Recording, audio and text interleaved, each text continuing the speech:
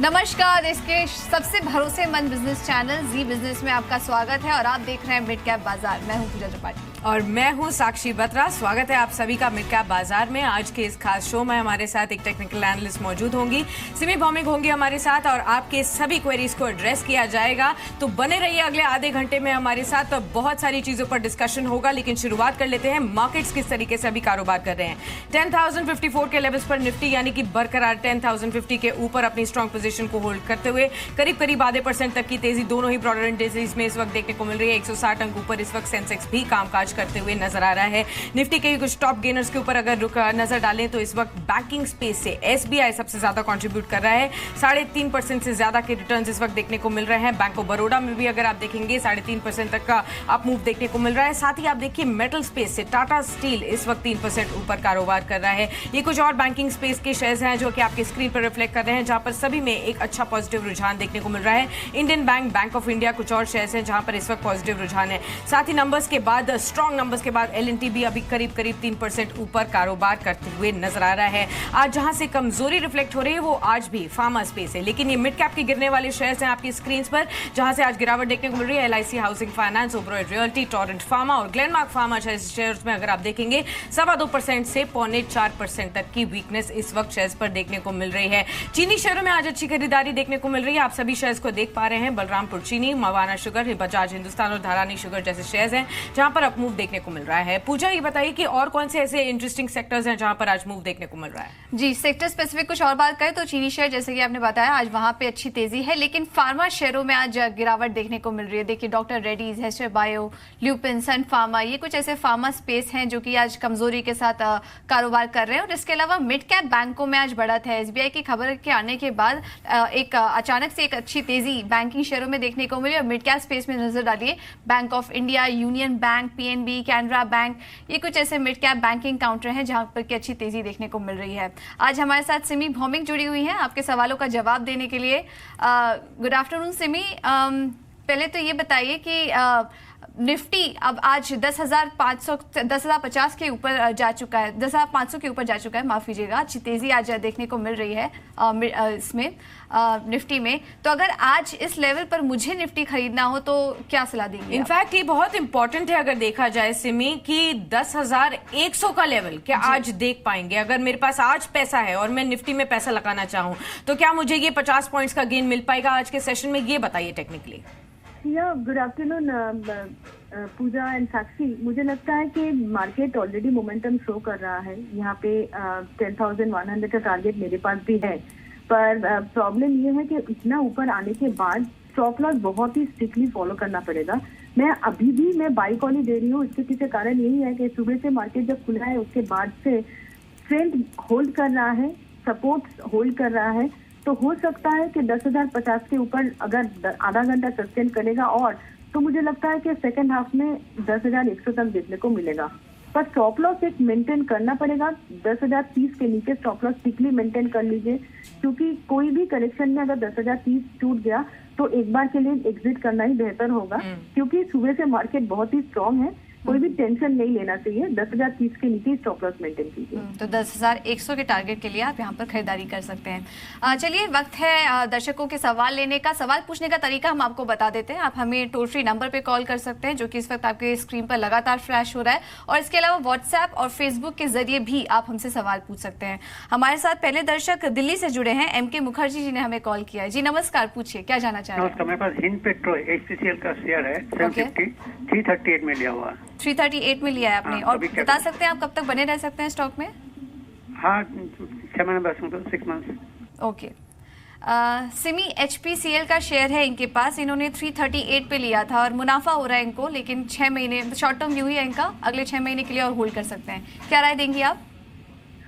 पूजा, मुझे लगता है कि अगले 6 महीने के लिए भी अगर होल्ड करना चाहेंगे तो भी देख सकते हैं, क्योंकि चार्ट में कोई वीकनेस शो नहीं कर रहा है। चार्ट काफी स्ट्रांग है। Long term, medium term, short term, तीनों पैरामीटर से मुझे लगता है कि बुलिश स्ट्रेंथ मोमेंटम जो है वो मेंटेन है। एक स्टॉप लॉस मैं उनको दे रही हूँ क्योंकि उनका पोजीशन बहुत ही शॉर्ट टर्म का है। एक पहला जो सपोर्ट है वो 355 के आसपास है, और उसके बाद अगर 355 का सपोर्ट टूट गया तो 340 तक ये स्टॉक आ सकता है।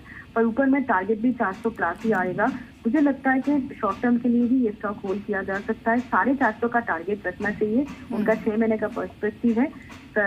355 या 340 के नीचे स्टॉप लगा के होल्ड कर सकते हैं।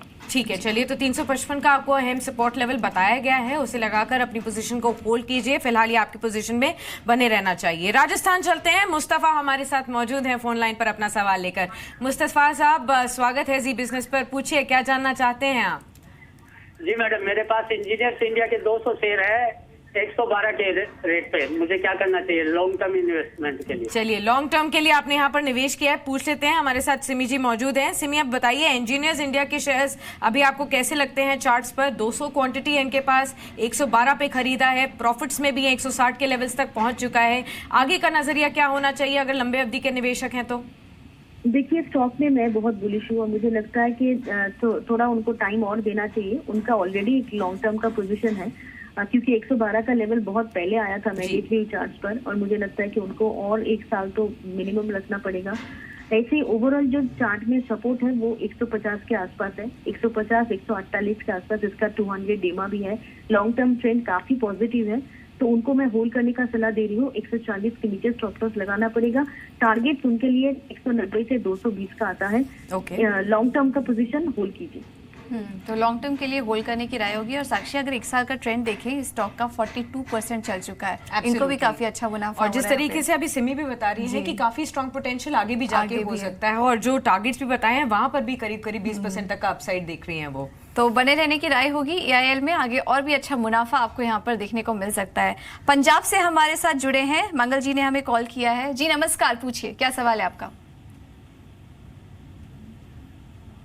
उनसे शायद संपर्क नहीं हो पा रहा है। उनका सवाल है हमारे पास। CDSL हाल ही की लिस्टिंग है इनकी, और 200 शेयर्स इन्होंने लिए थे, 422 के भाव पर इन्होंने लिया है। इस वक्त नुकसान हो रहा है इनको यहाँ पर।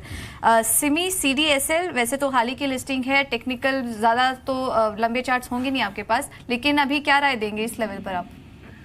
पूजा, मैं सिर्फ ये कहना चाहूंगी, एक बहुत ही बड़ा डिस्क्लेमर है ये स्टॉक में। मैंने फ्राइडे को ही मैंने मेरे क्लाइंटों को भी मतलब बाय करने के लिए कहा था, जिन्होंने IPO में मिस कर गया था, और मैंने भी IPO में नहीं खरीदा था। तो मैंने भी लास्ट फ्राइडे का जो मोमेंटम था, निचले स्तर से ये रिकवर कर रहा था, मैंने उस दिन ही एंट्री मारा था। पर आज ये थोड़ा सा नीचे है, पर उसमें कोई प्रॉब्लम नहीं है, क्योंकि हम लोग जो एंट्री लिए है वो लॉन्ग टर्म के लिए लिए है। और मुझे लगता है कि ये स्टॉक अच्छा है, पर ये 350 से नीचे अभी मेंटेन कर रहा है, तो फिलहाल एवरेज करने का नहीं सोच रहे। थोड़ा बहुत सपोर्ट देखेंगे कहाँ पे ये सपोर्ट होल्ड कर रहा है। मेरे ख्याल से इसको बहुत जल्दी रिकवर करना चाहिए। और ये स्टॉक अगर कोई लेना चाहता है करंट लेवल पर या थोड़ा सा निचले स्तर पर आने से, लॉन्ग टर्म के लिए बिल्कुल खरीदारी, क्योंकि मैंने ऑलरेडी बता दिया है कि मैंने खुद भी खरीदा है फ्राइडे को।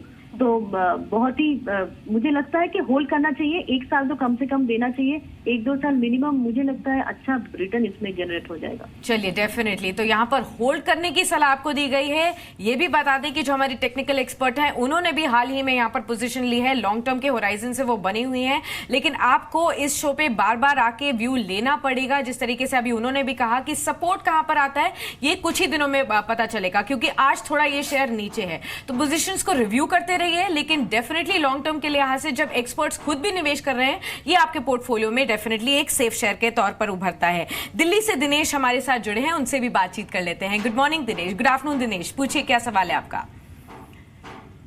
मैडम, मेरे पास JPSL के शेयर है 500,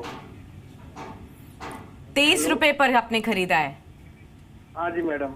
चलिए, मुनाफे पर है, क्योंकि बहुत ही रिस्की शेयर है, काफी लोगों की वेल्थ डिस्ट्रॉय कर चुका है पास्ट में। लेकिन अब आपने जो हाल के मूव में इसने निवेश किया है, फिलहाल तो आपका जो मुनाफा हो रहा है, यही राय देंगे कि आप मुनाफे को बचा के रखिए। टेक्निकल एक्सपर्ट से जान लेते हैं कि उनकी क्या राय है यहाँ पर। सिमी, टेक्निकली ही यहाँ पर राय डेफिनेटली ज्यादा बेटर बनती है, क्योंकि फंडामेंटल्स तो अभी भी कहीं ना कहीं क्वेश्चन मार्क्स डिलीवर करते हैं। एक बड़े निवेशक का नाम अब इस शेयर से जुड़ चुका है, क्या यहाँ स्टोरी कुछ टेक्निकली आपको और भी बेहतर लग रही है आगे जाते हुए? साक्षी, टेक्निकली तो बेहतर है, पर फंडामेंटली कितना मुझे वो सोचना पड़ेगा, क्योंकि ये आगे धीरे धीरे काफी ऊपर आ चुका है। 10 के आसपास ब्रेकआउट आया था, अब एक काफी ऊपर आ चुका है, 30 के आसपास आ चुका है और मुझे लगता है कि करेंटली जो मोमेंटम इसमें है, अगर 30 के ऊपर जाके ये सस्टेन करने लगेगा तो मुझे लगता है कि 36-38 तक का रैली भी देखने को मिलेगा बहुत ही शॉर्ट टर्म में। अब ये मैं उनके लिए सिर्फ ये बताऊंगी कि उनको होल्ड करना चाहिए। अगर बहुत ही शॉर्ट टर्म पर्सपेक्टिव के लिए लिया है तो 25 के नीचे स्टॉप लॉस मेंटेन करना पड़ेगा, क्योंकि ये प्रॉफिट को बचा के रखना भी बहुत जरूरी है। और अगर लॉन्ग टर्म के लिए वेट कर सकते हैं तो हो सकता है 21-22 के आसपास ये स्टॉक वापस आता है, एवरेज कर लीजिए। ये स्टॉक में मेरा भी पोजीशन है और मैंने भी टेक्निकल देख के ही लिया है, तो टेक्निकल चार्ट जब तक अच्छा है तब तक मैं भी होल्ड करूंगी। और मेरा जो टारगेट है मैंने बता दिया है, 36 से 38 का टारगेट, वो भी शॉर्ट मीडियम टर्म का टारगेट है, होल्ड कर रहे हैं। तो 36-38 तक के लेवल्स आपको देखने को मिल सकते हैं, लेकिन 25 के स्टॉप लॉस के साथ, स्ट्रिक्ट स्टॉप लॉस के साथ यहाँ पर होल्ड करिए। मोमेंटम शानदार था स्टॉक में, पिछले 3 महीने का ट्रेंड देखिए तो ये स्टॉक भी 120% चल चुका था। फिलहाल होल्ड करने की राय। मेरठ से हमारे साथ अतुल जी जुड़े हैं। जी नमस्कार। मेरे पास क्रिप्टो लिमिटेड के 50 शेयर्स हैं 312 रेट पे। ओके, तो ये कब तक होल्ड कर सकते हैं आप? नुकसान हो रहा है आपको काफी? कर सकता हूँ, हाँ काफी नुकसान हो रहा है। और एक मेरे पास सनफ्लैग आयरन के हैं 300 शेयर्स हैं 30 के रेट पे। दूसरा शेयर आपने कौन सा बोला, फिर से रिपीट करेंगे प्लीज? सनफ्लैग आयरन। दूसरा शेयर, आवाज क्लियर नहीं आ रही है इनकी। सनफार्मा का आपने? सनफ्लैग आयरन। सनटेक रियल्टी की बात करें क्या? सनटेक रियल्टी, सनफ्लैग आयरन। सनफ्लैग आयरन की बात कर रहे हो? ओके, सनफ्लैग आयरन ये किस लेवल पर लिया आपने? 38 पे 300 शेयर। 38 के भाव पर लिया आपने, और इसमें भी आप बने रह सकते हैं लंबे समय के लिए? Yes ma'am. Okay. Simi, 2 shares की बात की इन्होंने। एक तो इनका जो पहला सवाल है ये क्यूपिड पे है, 50 शेयर्स इन्होंने 312 के भाव पर लिया था, काफी नुकसान हो चुका है, लेकिन बने रह सकते हैं लंबे समय के लिए। और दूसरा सवाल इनका सनफ्लैग आयरन पे है, यहाँ पर इनको मुनाफा हो रहा है, 38 के भाव पर इन्होंने लिया था और इस वक्त 45 के आसपास ट्रेड कर रहा है। दोनों ही स्टॉक में लंबे समय के लिए बने रह सकते हैं, क्या राय देंगी आप? पूजा, क्यूपिड का चार्ट उतना कन्विंसिंग नहीं है। उनका जो नजरिया है लंबी अवधि का है तो ठीक है, उसमें कोई प्रॉब्लम नहीं है। फिर भी मैं ये बताऊंगी कि 270-75 का लेवल काफी क्रूशियल होगा और उम्मीद करूंगी कि 275-70 के नीचे ये वापस नहीं जाएगा। अगर चला जाता है तो चार्ट में जो भी रेंज एक दिख रहा है कि ये स्टॉक एक अगर मीडियम टर्म अवधि का देखेंगे ट्रेंड तो एकदम रेंज बाउंड है। 270-75 के आसपास ही सपोर्ट है और 330-40 के आसपास रेजिस्टेंस है। अभी ये स्टॉक सपोर्ट के आसपास है, इसलिए मैं होल्ड करने के लिए कह रही हूँ। 270 के नीचे ये व्यू मेरा नेगेटिव हो जाएगा, तब इससे निकल जाना पड़ेगा। सनफ्लैग आयरन रहा सवाल उनका सेकंड स्टॉक की, तो मुझे लगता है कि इसमें मोमेंटम है। फिलहाल 2-3 ट्रेडिंग सेशन से थोड़ा सा करेक्शन दिखाया है, पर ओवरऑल 40 का लेवल बहुत ही क्रूशियल सपोर्ट होगा। और जब तक ये स्टॉक 40 का लेवल होल्ड कर रहा है तब तक टेक्निकली कोई, मुझे नहीं लगता है कोई कंसर्न होना चाहिए। उनको होल्ड करने का सलाह दे रही हूँ। 40 के आसपास का स्टॉप लॉस उनको मेंटेन करना पड़ेगा। चलिए, तो दोनों ही शेयर्स पर आपको राय मिल चुकी है, पोर्टफोलियो में फिलहाल बने रह सकते हैं ये शेयर्स आपके लिए, स्ट्रॉन्ग लॉन्ग टर्म के लिए और मीडियम टर्म के लिए। जो टारगेट्स आपको एक्सपर्ट ने बताए हैं उन्हें भी डेफिनेटली आप वॉच आउट कीजिए। पुणे चलते हैं, सपना हमारे साथ जुड़ी है फोन लाइन पर। सपना जी नमस्कार, पूछिए कौन से शेयर्स में निवेश किया है आपने? Good afternoon. मेरे पास 100 शेयर सुंदरम फास्टनर्स के हैं at 399 and 100 shares of Aptech at 203। ठीक है, क्या नजरिया रखती हैं आप सपना जी, कब तक के लिए आपने यहाँ पर निवेश किया है? Sundaram fastener is for long term and Aptech is for short term. All right, ठीक है, दोनों ही पर्सपेक्टिव्स आपको दिलवा देते हैं। टेक्निकल एक्सपर्ट हमारे साथ हैं। सिमी बताइए पहले तो सुंदरम फास्टनर्स, जहां पर करीब 400 रुपए की इनकी खरीद है और यहाँ पर ये लॉन्ग टर्म के लिए निवेशित है। साथ ही एप्टेक में भी ये निवेश किया हुआ है इन्होंने करीब 203 के लेवल्स पर। दोनों पर ही आपकी क्या राय होगी? पहले एप्टेक के बारे में बता दूं, शॉर्ट टर्म का नजरिया है। ये स्टॉक इस रेंज में ही चल रहा है जिसका सपोर्ट 200 से 190 के बीच में है। करेंटली स्टॉक 203-4 के आसपास मेंटेन कर रहा है। 220 का रेजिस्टेंस है, 220 उसके बाद 235 ये लेवल क्रॉस करेगा तो इसमें देखने के लिए कुछ मोमेंटम देखने को मिलेगा। फिलहाल इसमें कोई मोमेंटम नहीं है, पर लॉन्ग टर्म ट्रेंड पॉजिटिव है।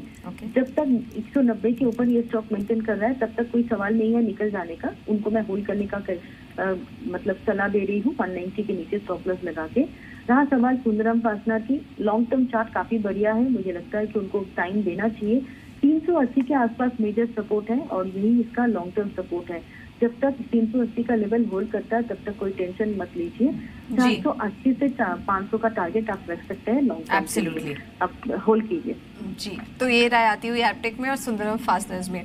मुंबई से हमारे साथ जिग्ना जी जुड़ी हैं। जी नमस्कार, पूछिए क्या सवाल है आपका। जिग्ना जी, आपको आवाज आ रही है? चलिए, उनसे संपर्क नहीं हो पा रहा है। उनका मैसेज हम ले लेते हैं। 30 शेयर इन्होंने मैस्टेक के लिए हैं 201 के भाव पर। शानदार मुनाफा हो रहा है इनको यहाँ पर। टाइम इन्होंने मेंशन नहीं किया है कब तक के लिए बनी रह सकती है, लेकिन काफी अच्छा गेन हो रहा है। सिमी मैस्टेक 201 पे इन्होंने खरीदा था, 306 का भाव इस वक्त चल रहा है। क्या राय देंगी? अगर short term, medium to long term के लिए क्या राय देंगी? बनी रहे स्टॉक में? चार्ट तो स्ट्रॉन्ग है। मीडियम टर्म के लिए अगर होल्ड कर रहे हैं तो स्टॉप लॉस थोड़ा सा वाइड देना पड़ेगा। मुझे लगता है कि तब इनको स्टॉप लॉस में 280 का दूंगी अगर मीडियम टर्म का है पर्सपेक्टिव, और अगर बहुत ही शॉर्ट टर्म का है तो 300 का लेवल आपको देना पड़ेगा। ये स्टॉक वापस 300 के नीचे नहीं जाता है तो आपको ये जरूर मुनाफा देगा, शॉर्ट टर्म नहीं देगा। 350-60 का टारगेट रखिए, 300 के नीचे स्टॉप लगा के शॉर्ट टर्म का पोजीशन होल्ड कीजिए। चलिए ठीक है, तो आपको इस शेयर पर भी राय मिल चुकी है। उसी हिसाब से आप अपने पोर्टफोलियो में चेंजेस कर सकते हैं और अपनी रणनीति बना सकते हैं।